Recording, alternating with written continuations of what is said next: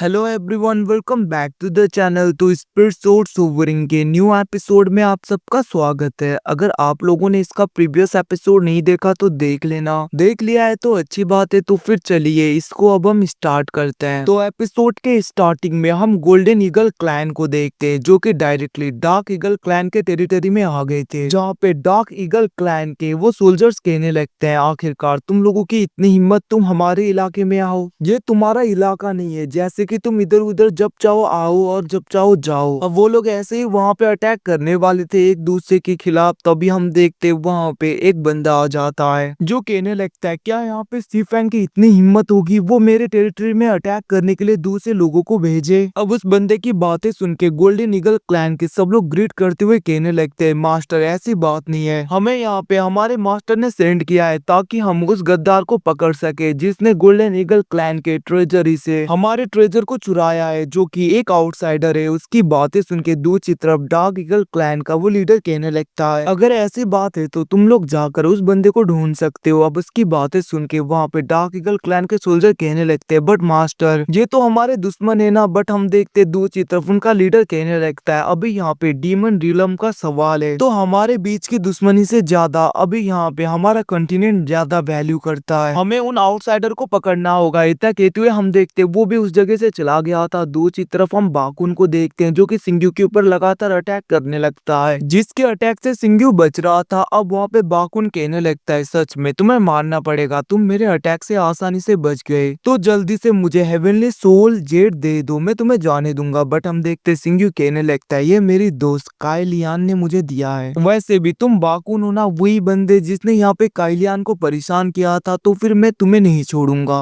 उसकी बातें सुन के दूसरी तरफ बाकुन कहने लगता है, तो तुम्हें यहाँ पे काइलियान ने सेंड किया है, मुझे फर्क नहीं पड़ता, वैसे भी उस लेडी के साथ में वैसा ही होना था। उसकी बातें सुन के सिंग्यू वहाँ पे गुस्से में कहने लगता है, उसने तुम्हें अपना दोस्त माना और तुमने उसके ही साथ में गद्दारी की। अब ये सब कुछ सुन के वहाँ पे बाकुन कहने लगता है, मुझे क्या, ये तो उसकी गलती है ना, वैसे भी उसे बहुत ही अच्छा इंसान चाहिए था, तो मैं उसे सिखाना चाहता था कि सब लोग अच्छे नहीं होते, और वैसे भी उसका ब्लड बहुत ही ज्यादा वेस्ट हो रहा था, तो मैंने उसका यूटिलाइज किया, और अब मुझे फर्क नहीं पड़ता वो जिए मरे कुछ भी करे, इवन की आज तो तुम भी नहीं बचने वाले। इतना कहते हुए हम देखते वो अपने स्पिरिचुअल एनर्जी को अपने पाम अटैक में पूरी तरीके से कन्वर्ट करके सिंग्यू के ऊपर अटैक कर देता है। बट हम देखते वहाँ पे सिंग्यू अपने स्वॉर्ड का यूज करते हुए उसके अटैक को पूरी तरीके से डिस्ट्रॉय कर देता है। ये सब कुछ देखकर वहाँ पे बाकुन कहने लगता है, इवन कि मेरा सोल ही आज क्यों ना डैमेज हो जाए, तुम नहीं जाओगे ऐसे ही। और हम देखते वो किसी फॉर्मेशन को एक्टिवेट करके फायर बॉल से सिंग्यू के ऊपर अटैक करने लगा था। बट हम देखते सिंग्यू बहुत ही आसानी से उसके अटैक से बच के एक जगह पे चला जाता है, जिसको देखकर बाकुन कहने लगता है, ये तो फॉरबिडन एरिया है। दूसरी तरफ हम देखते सिंग्यू को कुछ नहीं होता है। सब कुछ देखकर बाकुन कहने लगता है, आखिरकार इसे कुछ भी क्यों नहीं हो रहा, ऐसा लग रहा है इसके अंदर जो भी रिस्ट्रिक्शन लगाया गया था वो कमजोर हो गया है। ये सब कुछ सोचते हुए वो अंदर चलता है, बट उसकी बॉडी वहाँ पे जलने लगी थी, जिसको देखकर वो वापस आ जाता है। वो कहने लगता है, आखिरकार ये बंदा इसके अंदर क्या से सही सलामत है। अब उसकी बातें सुन के सिंग्यू कहने लगता है, ऑफ कोर्स मैं तुमसे ज्यादा ताकतवर हूँ, जिसकी वजह से ये फ्लेम मेरा कुछ नहीं बिगाड़ी। ये सब कुछ कहते हुए वो आगे जाने लगता है, जहाँ पे उसका स्वॉर्ड कहने लगता है, मुझे एक अजीब सी फीलिंग आ रही है। और हम देखते वो अपने साथ में उसे ले जाती है। सिंग्यू भी उसके पीछे पीछे जाता है, जहाँ पे वो लोग एक रॉक के आगे पहुंचते, मतलब कि पहाड़ के आगे, जहाँ पे स्वॉर्ड उसे कट डाउन करता है, और उसमें एक तालिस्मान जैसा, मतलब कि एक जेड बाहर आता है जहाँ पे कुछ लिखा हुआ था। अब हम देखते एकदम से वहाँ पे सिंग्यू का डीमन रिफाइनिंग टावर का वो जेड पूरी तरीके से, मतलब कि वो सोल जेड वहाँ पे चमकने लगता है, और हमें एक विजन दिखाया जाता है जहाँ पे उस रॉक के ऊपर जो भी इंस्क्रिप्शन लिखे हुए थे, जो भी वहाँ पे वो गोल्डन फ्लेम ईगल था, उसको वहाँ पे डीमन रिफाइनिंग टावर के सोल बहुत ही आसानी से पूरी तरीके से सप्रेस कर देती है। अब ये सब कुछ देखकर सिंग्यू सोचने लगता है, तभी तो मैं कहूँ कि आखिरकार ये फ्लेम मेरा कुछ भी क्यों नहीं बिगाड़ी, क्योंकि इन फ्लेम की एनर्जी को डीमन रिफाइनिंग टावर का ये सोल जेड बहुत ही आसानी से सप्रेस कर पा रहा है। अब वो ये सब कुछ बोल ही रहा था, दूसरी तरफ हम देखते वहाँ पे बाकुन आ गया था, जो अपनी एनर्जी का यूज करते हुए उन फ्लेम से तो बच रहा था, बट वो उसके अंदर आ गया था। अब उसे देखकर सिंग्यू कहने लगता है, अब मेरी बारी। और हम देखते वो अपने फियोनिक्स मार्शल स्पिरिट को बाहर निकालता है, जो कि डायरेक्टली उस जेड डिस्क्रिप्शन के साथ में मर्ज होके एक पर्पल कलर का बन गया था। और हम देखते वो डायरेक्टली सिंग्यू के चारों ओर आता है, जिसकी वजह वजह से सिंगू की एनर्जी भी बहुत ज्यादा बढ़ जाती है। ये सब कुछ देखकर बाकुन सोचने लगता है, मैं अपनी 80% एनर्जी इन फ्लेम से खुद को बचाने के लिए कर रहा हूँ। अगर मैं डायरेक्टली इसके साथ में अभी फाइट करूंगा तो मेरा मरना तय है, क्योंकि मैं कुछ भी नहीं कर पाऊंगा। और हम देखते वो वहाँ पे कहने लगता है, बाटियान मैं तुम्हें बता दूं हमारे बीच में कोई भी दुश्मनी नहीं है, तो फिर आखिरकार हम दोनों यहाँ पे लड़ क्यों रहे हैं? दुश्मन बनने से अच्छा है कि हम दोनों दोस्त क्यों नहीं बन जाते, क्योंकि दुश्मनी से अच्छा है कि हम दोस्त बन जाएं। और वैसे भी वांग याओ रिलम में, मतलब कि हमारे डीमन रिलम में ह्यूमन का होना पूरी तरीके से बंद है। अगर यहाँ पे कोई ह्यूमन दिखा तो उसका यहाँ पे फ्रीली घूमना बहुत ही ज्यादा मुश्किल हो जाता है। अगर हम दोस्त बन जाते हैं तो मैं तुम्हें प्रॉमिस करता हूँ तुम आसानी से इधर उधर जा सकते हो। इवन कि हमारे होली लॉर्ड तुम्हें अलग से नजरिए से देखेंगे और तुम अपना नाम बना पाओगे इस जगह पे। और मैं ये भी देखूंगा कि कोई भी ह्यूमन स्लेव ना बने। उसकी बातें सुन के सिंगू कहने लगता है, ये इंटरेस्टिंग लग रहा है। और हम देखते हैं वो उसे सोल जेट देने लगा था, बट हम देखते वो एकदम से उसे ना देते हुए कहने लगता है, मैं इतना ज्यादा बेवकूफ नहीं कि तुम्हारे बातों में आ जाऊं। तुम दूसरों के डिजायर को पूरी तरीके से मैनिपुलेट कर पाते हो, बट मेरे हिसाब में ऐसा नहीं है। इतना कहते हुए उसके ऊपर अटैक करके सिंगू उसे पीछे कर देता है। वो कहने लगता है, ह्यूमन रेस को मैं यहाँ पे स्लेव होने नहीं दूंगा, और जो कुछ भी करना है मैं खुद से कर लूंगा, तुम्हारी जरूरत नहीं। और हम देखते वहाँ पे सिंगू अपने फियोनिक्स मार्शल स्पिरिट का यूज करते हुए उसके ऊपर अटैक कर देता है, जिसकी वजह से वहाँ पे बाकुन बहुत ही ज्यादा इंजर्ड हो गया था और उसे पता चल गया था कि वो कुछ नहीं कर पाता। वो एकदम से डर जाता है। वो कहने लगता है, मुझे सोल तालिस्मान जेट की जरूरत नहीं, मैं तो तुम्हारा छोटा भाई बन के रहूंगा, प्लीज मुझे छोड़ दो। बट हम देखते वहाँ पे वो कहने लगता है, तुम्हारे ऊपर यहाँ पे काइलियान ने तुम्हारे ऊपर बहुत ज्यादा भरोसा किया था, बट तुमने क्या किया? ये सब कुछ कहते हुए हम देखते वो कहने लगता है, आज तुम यहाँ पे नहीं बचोगे। और वो अपने स्वॉर्ड का यूज करते हुए उसके आर पार कर देता है, जिसकी वजह से वो वहाँ के फ्लेम में पूरी तरीके से जलने लगता है। और हम देखते उसके सोल को सिंगू रख लेता है, जिसके बाद में वो वहाँ पे उस जेट को भी रख लेता है जो कि उस फॉरबिडन एरिया में था। जिसके बाद में वो अपने गोल्डन सन स्पिरिट को बाहर निकालते हुए कहने लगा था, तुम कुछ टाइम के लिए यहीं पे रुको।